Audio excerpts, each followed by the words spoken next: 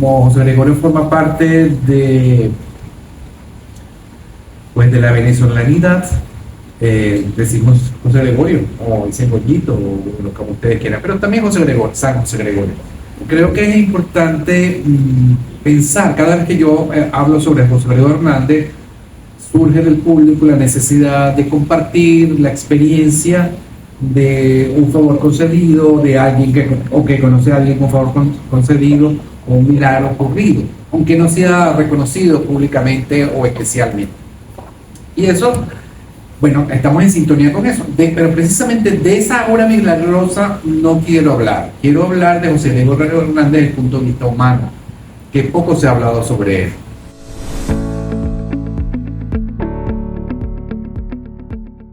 En efecto, casi siempre tenemos la perspectiva un poco de su currículum. Vamos a hablar un poco de su hoja de vida. Generalmente se habla de su faceta médica, lo cual es extraordinario, porque fue un médico insigne, y de su parte como santo.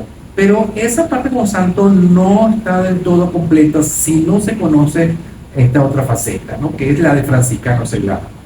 Algunos de ustedes, aquí hay al menos 3 personas que pertenecen a la Orden Franciscana Seglar. La Orden Franciscana Seglar, digamos, tiene una tradición de 800 años, porque es, digamos, la orden equivalente a la primera orden, que son los frailes y sacerdotes franciscanos en sus variantes conventuales, capuchinos y observantes, y equivalentes también a la segunda orden que pertenece a las clarisas. Es decir, es una orden seglar. Es decir, y una orden seglar significa que está en el mundo, que son laicos que pertenecen al mundo, que tienen que ganarse la vida trabajando, enfrentando la vida con todo ese ruido, con toda esa intensidad y con todas esas variantes, bueno, que casi todos conocemos y que no son fáciles de sobrellevar. Es una orden. Y Francisco de Asís, que de alguna manera intuyó cómo podía la gente santificarse, se está adelantando pues casi 800 años, pues, a lo que definitivamente decide el Concilio Vaticano II, define con claridad el Concilio Vaticano II en sus constituciones particulares, el Lumen Gentium, Gaudium Spes, con la alegría y las esperanzas, o el Gaudium Spes, donde define justamente que todos estamos llamados a ser santos. Una insistencia que desde Pablo VI y todos los papas posteriores han insistido. Y de eso se trata justamente esta conferencia. ¿Alguien se me ayuda a pasarla? ¿Me ven? ¿Quieren que lo den sentado o que lo den parado? Yo me siento mejor parado, pero...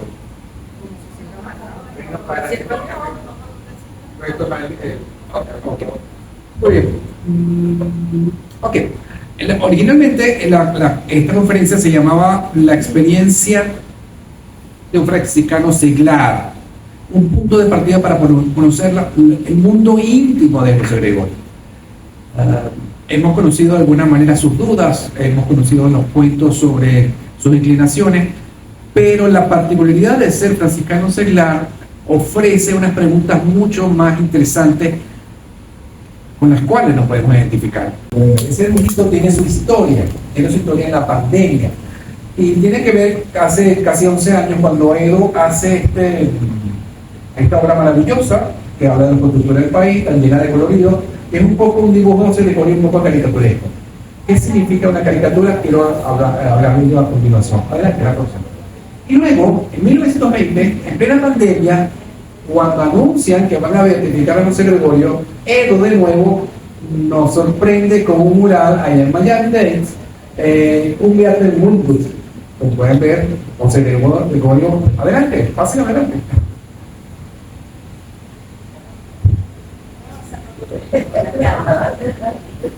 Creo que les puede interesar. En Miami, y son unas caricaturas, son dibujos, es una obra de arte maravillosa de distintas facetas médicas del Gregorio. Pero Edo, adelante la próxima, no se quiere quedar con eso, y entonces graba en YouTube cómo cada quien puede hacer su propio José Gregorio. Yo no me quedo atrás y efectivamente hago mi dibujo. El próximo, ahí lo tienen. Me preguntaste por qué no lo rellené completo. Justamente, ¿por qué no lo relleno completo? Porque pues, hice rápidamente siguiendo el consejo de YouTube, quiero que quede como boceto inconcluso, como toda biografía que tratamos de aproximarnos a ella y de alguna manera no podemos conocer completamente el personaje. Así que es una aproximación. La aproximación, adelante. Y para eso sigo con la caricatura. Y hay un autor maravilloso que se llama Chesterton, que tiene una biografía sobre San Francisco así maravillosa, otro sobre San Tomás de Aquino, que tiene un método interesante. Puedo ver, si quieren más tarde hablo sobre ese método, pero en la que trata de identificarse con el personaje para esclarecer dudas y oscuridades. Yo he llamado a ese método simpatía interrogante. Y al mismo tiempo, este método lo he desarrollado en uno de los libros que profusamente enumeraron antes. En segunda parte de ese método es la lectura quijoteca. ¿Se recuerdan Don Quijote? Don Quijote sale al campo de Montiel precisamente porque quiere ser caballero andante, pero quiere ser caballero andante porque es un gran lector y quiere llevar literalmente lo que lee a la realidad, porque cree que lo que lee es verdadero, porque de una manera muestra una forma de hacer y porque define una profesión. Esas tres características, cambiando lo que haya que cambiar, se parece a lo que hizo un servidor grande, no con los libros de caballería, sino con la Santa Escritura. Es decir, vivir literalmente lo que dice la palabra de Dios. Esa es mi forma de aproximación. Vamos a ver si funciona. Adelante. Entonces, fechas clave, las paso rápidamente. Sabemos que nació en octubre, en 1864, viene a estudiar bachillerato al colegio La Paz, como dice el colegio Villegas. Los Villegas eran los dueños del colegio, Guillermo de Villegas y su sobrino, y tradicionalmente se llama Villegas. Brillante, entra a la Universidad Central, sobresaliente, una de las mejores, si no la mejor expediente estudiantil de la Universidad Central, y va a hacer su pasantía a Instituto de los Andes entre 1888 y 1889. Todo el mundo más o menos conoce estos rasgos, ¿no? Digamos, esos son los elementos de su juventud. Para la próxima. Resulta que no le fue tan bien en los Andes, decide regresar a Caracas, y casualmente al regresar a Caracas también es designado con lo que llamaríamos una beca para estudiar en Berlín, en París, microbiología, bacteriología, fisiología y histología. Y fundar estas cátedras dentro del Hospital Vargas. Apenas tiene una breve estancia en Berlín, casi no llega a completar nada, porque inmediatamente es llamado para fundar el gabinete médico en la Universidad Central, que se ubica en la Universidad Central, lo que llaman el corral que está detrás de lo que actualmente es la Academia, y para eso es la Academia. Entre 1891 y 1908 es profesor de la Universidad Central de Venezuela, en las tres cátedras. El 7 de diciembre de 1899 ingresa en lo que llamaban para entonces la Venerable Orden Tercera de San Francisco. Textualmente toma el hábito. En 1904 ingresa a la Academia. En 1905, 1906 hay una famosa polémica. ¿Sigue la próxima? Va con su deseo de hacer Cartuja en 1908. En 1909 solamente está 8 meses en la Cartuja, regresa a Caracas, vuelve a dar clases en la Universidad Central en 1900 y 1912. Muy importante ahora, en 1912 salen varias publicaciones que es lo que me permite determinar, explicar lo que viene a continuación. Cierra la universidad en 1912, esas gracias se las ponen a Gómez, y entonces insiste en su idea de sacerdocio de la Cartuja y va al colegio Pío Latino en Roma en 1913 y 1914.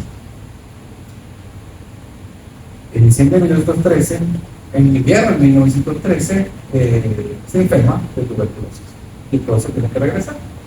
No puede regresar otro invierno en Europa sería fatal y regresa definitivamente a Caracas. Las clases privadas de medicina, recuerden que la universidad está cerrada, pero abre las escuelas de medicina 1915, 1916, 1919. Va a Nueva York y Madrid para hacer, digamos, que sería una actualización de sus conocimientos en bacteriología y en histología. Participa, es destacada su actuación durante la gripe española en Caracas, y el 29 de junio de 1919 ocurre el fatal accidente con el vehículo. No es un solo vehículo, que había 900 vehículos en Caracas, siendo el interior de la región. No era el único vehículo, 900 vehículos, bastantes vehículos en Caracas.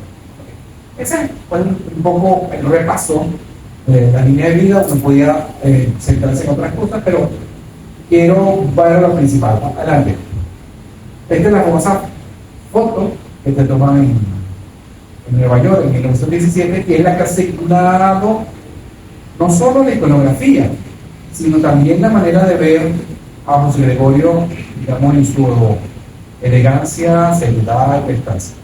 Pero José Gregorio ve esas cartas a la señorita Ceballos y dice: se rompió 2 veces el lente cuando me tomaron la foto. Así que agradece que te iban a ir. Hay un humor aquí con la fotografía, digamos. Ok, fíjense aquí para que sepan el documento donde se muestra al doctor José Gregorio Hernández, que toma hábito el 7 de diciembre de 1892. Tomar hábito significa que inicia un proceso de formación que al año siguiente progresaría definitivamente con Franciscano Serrano. El 6 de julio de 1919 hay una constancia donde se dice, como José Gregorio Hernández fue franciscano seglar de esta fraternidad de la Iglesia de la Merced, y se están pagando los funerales por parte de los cartuchos. Está la constancia. Ok, bien, vamos a lo que nos interesa: la especificidad de un franciscano seglar. Esta mirada, digamos, es una herencia, como digo, de una tradición que tiene 800 años, y está mucho más clara en lo que, digamos, la regla actual de la orden franciscana seglar. En total, hemos tenido 3 reglas: una proto-regla en la orden franciscana, una proto-regla en 1221, memorial y propósito. Luego tenemos en 1289 con Nicolás IV, tenemos una regla un poco más específica. Y en 1883, León XIII, tienen que empezar a ver que León XIII tiene una vinculación directa con los franciscanos, porque también es franciscano, y esta vinculación con León XIV nos hace como mayor sintonía. Reforma otra vez la regla, que es la que va a aprobar, la que va a seguir el José Gregorio. Y en 1978, Pablo VI nos regala la definitiva, la que estamos pidiendo ahora, 1978, justo después del Concilio Vaticano II, y alimentado con los documentos del Concilio Vaticano II, además de la tradición franciscana. Pues, de todo eso, destacó 5 aspectos específicos que tienen los franciscanos. A veces, cuando me emociono, doy las aceleradas cuando hablo, así que cualquier cosa que no entiendan, por favor, levanten la mano, que con gusto. En fin, en primer lugar, Cristo es el centro. Es una orden franciscana cristocéntrica. Cristo es el centro de la adoración. En segundo lugar, reconocimiento de la filiación del Padre. Somos hijos del Padre y miembros de la Iglesia. Hasta ahora dicen, bueno, es que raro como un cristiano. Bueno, decía San Buenaventura: uno sigue a Francisco porque es el varón cristianísimo. O sea que todo tiene una coherencia directa con el seguimiento de Cristo. Esto es central y coincide justamente con el tema de lo que nos lleva aquí, que son las misiones. Hay una coherencia de palabra y ser. Lo que digo es lo que soy, lo que hago es lo que leo, lo que digo. Y de estar en el mundo. Y ese estar en el mundo es encarnar el Evangelio en la cultura. En eso consiste ser franciscano. ¿Qué significa encarnar el Evangelio en la cultura? Es encarnar los valores evangélicos en cada aspecto de la existencia que nos toca. coherencia, palabra ser, estar en el mundo, encarnar el evangelio en la vida de la cultura. No sé si están incluyendo cuál es el sentido misional que está encarnado justamente en la visión de un franciscano. Cuarto, siempre se habla de la pobreza de Francisco de Asís. Nosotros preferimos hablar del ejercicio de la disposición, aprender a desposeerse de los bienes materiales, no aferrarse a ellos, y también de lo que no son materiales, porque nosotros tenemos muchos tesoros que no necesariamente son materiales, pero que entorpecen el corazón.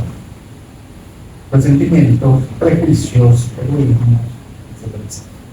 Entonces, el ejercicio de disposición significa un desprendimiento continuo de una remisión existencial e espiritual. Finalmente, la aceptación de la dulce hermana muerte. Al menos en 3 ocasiones, José Gregorio habla de la dulce muerte. Nosotros decimos la hermana muerte, así decía Francisco de Asís, el Cántico de la Criatura, que por cierto, celebramos 800, hablando de la efeméride, celebramos 800 años del Cántico de la Criatura.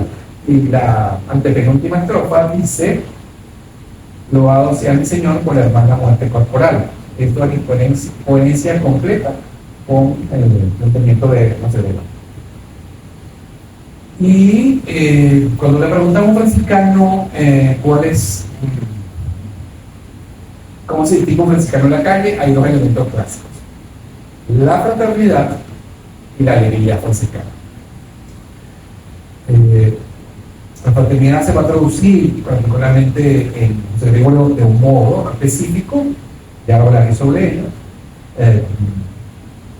justamente en la expresión de su profesión y en su carácter familiar, y quizás estamos acostumbrados a que el gesto fraternal en el venezolano es un poco más expansivo, más de abrazo y arroyo, etcétera, etcétera. No, José Gregorio no era de ese estilo, faltan 100 años para llegar a esa fertilidad venezolana, pero está bien. Entonces hay también un humor especial, lo que llamamos una serenidad, la serenidad que es reconocida por muchos de los que de alguna manera tuvieron la oportunidad de encontrarse con él. Había una paz, una serenidad en su modo de ser. Él lo confiesa en su libro Elementos de Filosofía, cuando me preguntan la paz, la serenidad que tengo, eso se lo debo justamente a la filosofía que llevo, que es idéntica a la religión que me enseñaba mi padre. Bueno, un humor especial, una manera de ver la vida que nos lleva a sonreír. Eso es específico del franciscano, y es lo que veremos en el mismo cerebro, ¿verdad? Bueno, pero eso, al leer la biografía de José Gregorio, me plantea 3 o 4 problemas. 3 problemas como cómo se traduce en esto. En primer lugar, sabiendo la biografía de José Gregorio y sus meandros y sus desvíos, ya veremos otra traducción de eso, es cómo conocer la voluntad del Señor. ¿Cuál es la voluntad del Señor? ¿Cómo conocer? Segundo es, ¿cómo es posible ser santo en el mundo?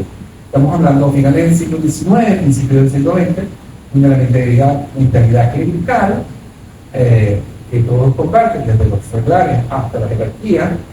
De una manera ven la manera más segura de cumplir las virtudes de santo es a través de la vida consagrada.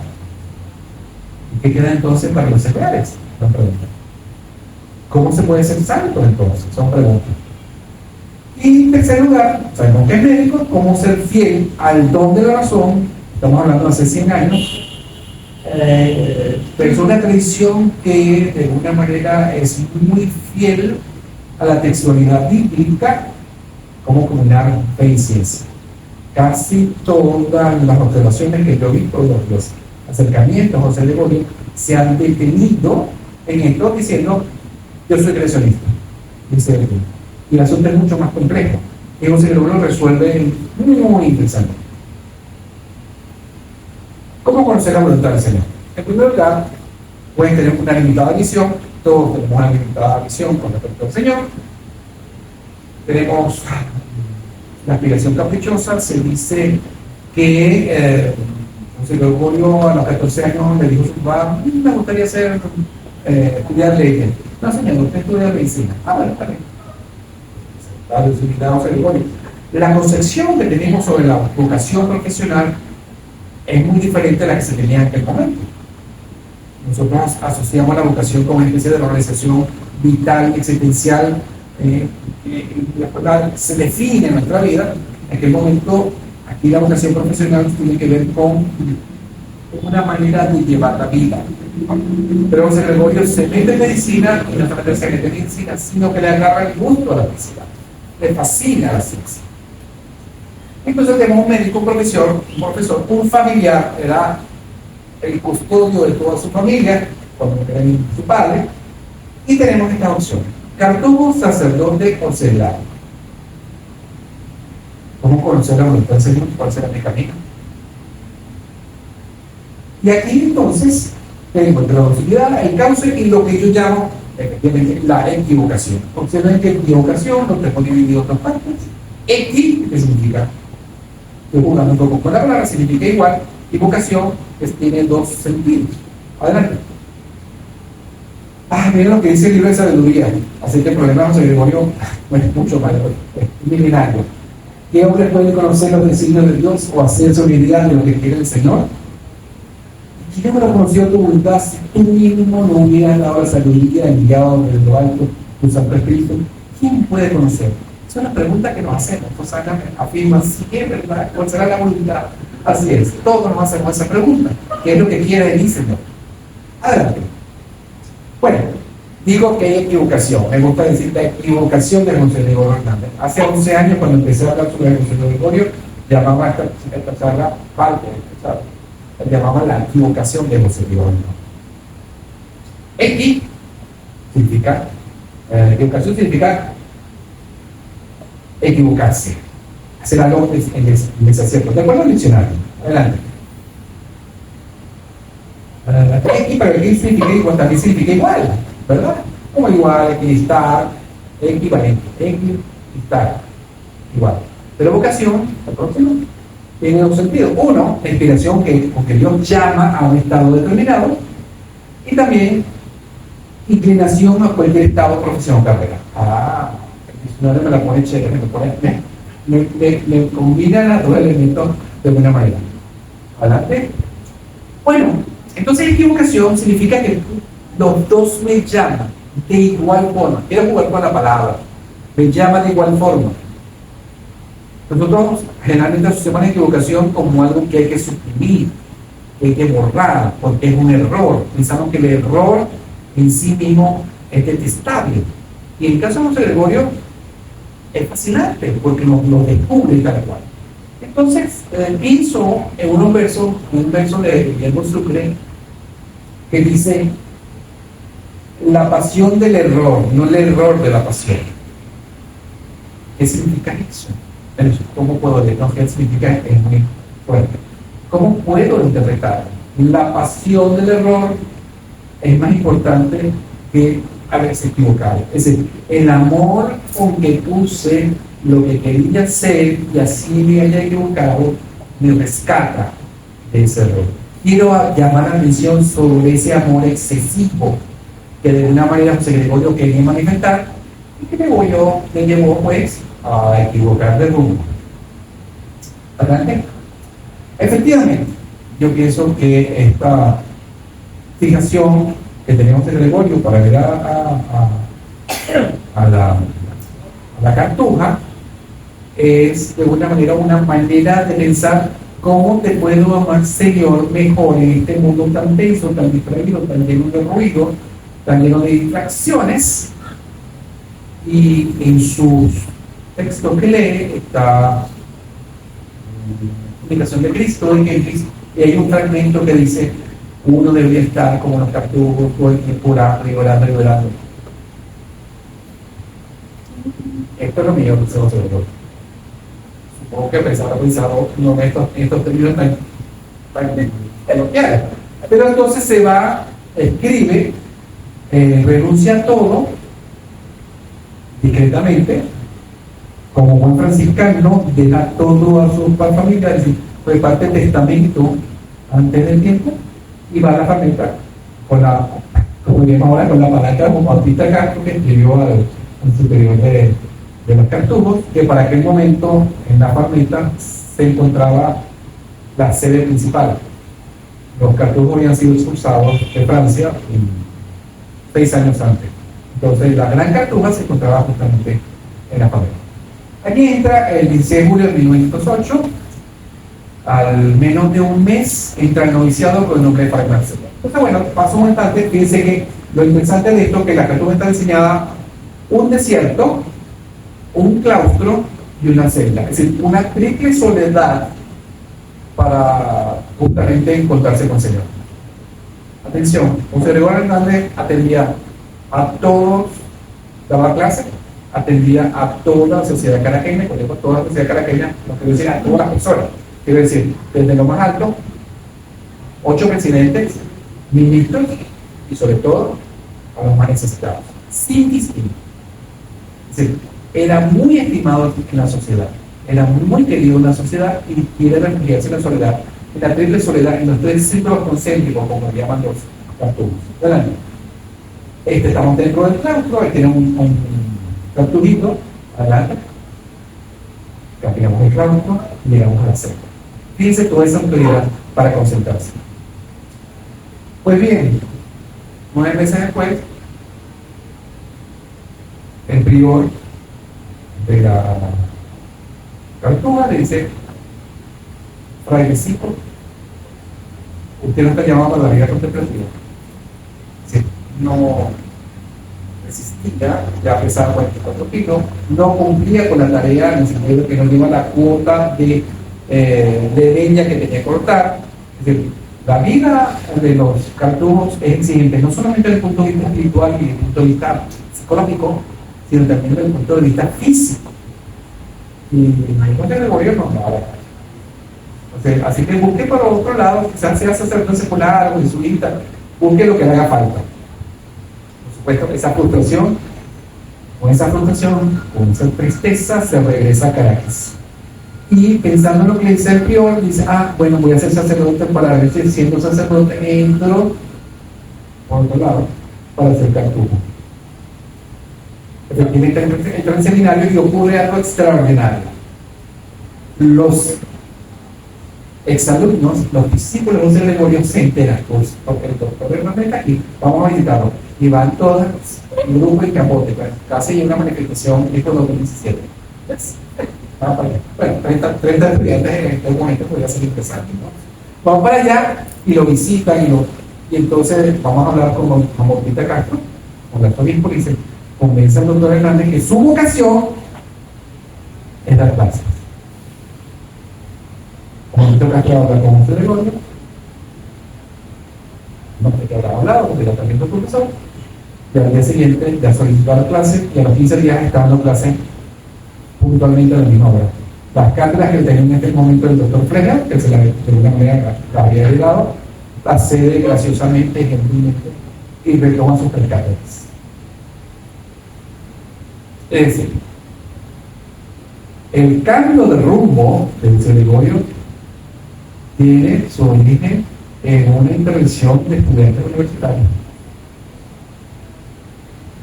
No se enfermó en la Cartuja, no se enfermó en el seminario. Un cambio de vocación que le hizo ver que su vida estaba en la enseñanza universitaria. Por supuesto, también la medicina. Esa parte nunca se dice. Está en la biografía, pero yo la subrayo. ¿Qué quiere decir? El cambio de decisión está en función de su vida como profesor. No se queda, no se va por sus estudiantes, no se va no regresa por atender a sus pacientes, por lo que quiere y atiende con muchísimo amor y puede su potencia como santo, sino que efectivamente es llamado a la vida como profesor. Eso no lo van a encontrar en otro sitio, ¿ok? Sigue. Pero, ¿cómo se le ocurre cerrar la universidad? No les voy a contar porque cierra la universidad en 1912. A José Gregorio le parece eso un horror. Entonces, bueno, en 1912, curiosa fecha, donde publicó unas cosas interesantes a José Gregorio, y dice: no voy a dar clase, no se queda. ¿Cuánto queda? 10 minutos, te voy a correr. No se queda en la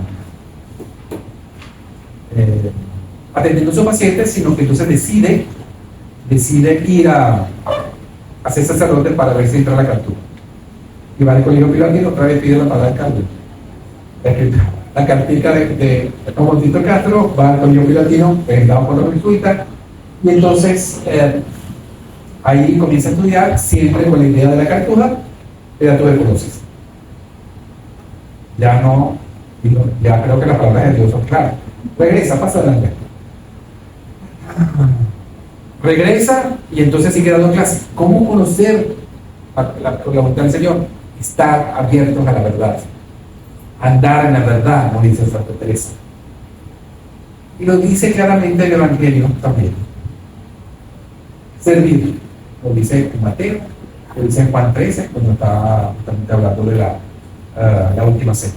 El que quiera seguir mi voluntad, que venga a servir. Esa es la palabra clave. Vamos rapidito. Entonces, profesor de la Escuela de Medicina, la Central, visita al Hospital Vargas, el laboratorio de histología, el Instituto Anatómico. En aquel momento era medicina, la universidad estaba cerrada, pero se abrieron las escuelas. 1915, 1916, 18, 19, adelante. Y médico del doctor. Pasemos adelante. Ok. Publica elementos de filosofía. Voy a pasar esto más rápido. Pasa. Me queda muy poco. Doctor Severo. ¿Cómo es posible ser santo? En Elementos de Filosofía, les dije, lo que publica en 1912, habla de que estamos llamados al bien. Esa es nuestra vocación. De alguna manera está siguiendo sin duda el catecismo, pero de alguna manera la filosofía de Tomás de Aquino. Y fíjense esta definición que aparece en el libro. El bien es lo que conviene al ser del hombre. El deber es la obligación de practicar el bien. Virtud, la disposición constante de cumplir el deber, con indiferencia, amor y libertad. De eso se trata. Hacer el bien con voluntad y libertad. El secreto de ser santo. Solo hacer el bien. Pasamos. Seguimos adelante porque Bueno, San Francisco de Asís dice: si tú atribuyes todo lo bueno viene del Señor, si uno se lo quiere apropiar, se equivoca. Hay que devolver el bien con el ejemplo y la palabra, que es lo que hizo justamente José Gregorio. Por cierto, siguiendo la caricatura, Monseñor Sipul hace esta maravillosa caricatura que la incorporó en esta fusión de José Gregorio con los franciscanos. Bueno, ¿cómo se refiere a la razón? Bueno, para hacer el encuentro corto, porque es muy largo, les digo que José Gregorio, en el Elemento de Filosofía, funde en esa famosa polémica que dicen que tuvo con la academia, con Rosete, con respecto al evolucionismo y el creacionismo. En el Elemento de Filosofía en 1912 funde en una sola visión ambas perspectivas. Él estaba actualizado con la ciencia, curiosamente, ¿no? Y entonces adapta con la visión creacionista la teoría de la evolución, porque es la única que explica de manera, en este momento, que explica de una manera la filiación entre los seres vivos. Hay un reconocimiento directo de la teoría de descendencia. No podía ser de otro modo ser médico. Adelante. Porque, como dice el Evangelio, si tu voz sencillo, tu cuerpo entero se inundará de luz. Pasa. Y fíjense lo que dice, pasa esto también. Amoldar los conocimientos científicos que se adquieren en la filosofía que se formaban antes. Es decir, lo que aprendo científicamente a través de mi visión religiosa, quiero ver cómo se compone. Siempre su visión completa de la realidad tiene que ver con su ojo sencillo, con su ojo humilde. Para decirlo con palabras de Rossetti, con sus ojos de candor, con sus ojos de... No dice de niño, dice el candor de José Gregorio Hernández. Es Rossetti el que lo reconoce, le permite ver, justamente fundir la visión religiosa con el científico. Lo cual es inédito en aquel momento. ¿Por qué? Porque todo esa década están discutiendo los partidarios del creacionismo y los partidarios de la teoría de descendencia. Pepe con un nación moderado, como Antiplastos también, Luis Racel decía, yo no voy a discutir creencias, yo discuto ciencia. Ni siquiera se me invitaba a contestar esto. Adelante. Pues bien, así trabajaron. Fue toda esta experiencia tiene que ver con esta combinación, cómo vivir la fe en este mundo, en el sitio del positivismo como era Francia, adelante, en la doctora de fisiología donde estuvo trabajando, su visión de fe. Adelante, seguimos aquí. Lo interesante es que el libro que publica, fíjense que tiene aprobación eclesiástica. Para mí eso me parece revelador. Así, por lo menos convenció al arzobispado para esta publicación. Entienden lo que veo, ¿no? No negó el avance de la ciencia, lo integró en su visión y con eso dialogó. De alguna manera se adelanta a lo que ocurrió después con la iglesia. ¿Sí? Efectivamente, tenemos una lista, ¿no?, de todo lo que tiene que ver con esa época, desde León XIII hasta Francisco. Y finalmente, fíjense lo que dice Elementos de Caracterología, un texto que escribe justamente para jubilarse en 1906. Escribir una obra científica es propiamente entonar un canto de alabanza a la gloria infinita del Dios creador de Dios. Es decir, el que estudia ciencia está alabando al Señor. Aún no lo sabía, aún sin saberlo. Estar abiertos a la verdad, venga donde venga, dice Gibson. Andar en la verdad, dice Santa Teresa. Esa claridad de José de Oro está presente. Esos son los 4 problemas que decíamos, y vamos a finalizar Misionero a la Esperanza. Quiero aprovechar Misionero a la Esperanza justamente con la última exhortación apostólica. Esto lo escribimos en la especificidad, tengan en mente, esta palabra, la 3, la 4 y la 5, es el elemento misionero de un celular en el mundo. Ese estar en el mundo ya está predicando una misión. Vean lo que dice la exhortación del Exitec. Adelante. Y la Exitec, que era el 14, hace 25 días, sobre amor a los pobres, dice: la caridad, el núcleo incandescente de la misión de la iglesia. Caridad en doble sentido. Caridad en esta disposición de acción generosa a los pobres, caridad como ese fuego de amor que me hace ver y hacer todo. Por supuesto, los pobres está el rostro de Cristo. ¿Cómo llamábamos a Gregorio? El médico de los pobres. Cuidar a los enfermos, estilo de vida sencillo y pobre, que solo ese estilo de vida muestra un sentido de totalidad. La educación con visión de amor. Son extractos de la exhortación de León XIV apostólica. Extractos donde se define la misión, la manera de ser de José Gregorio.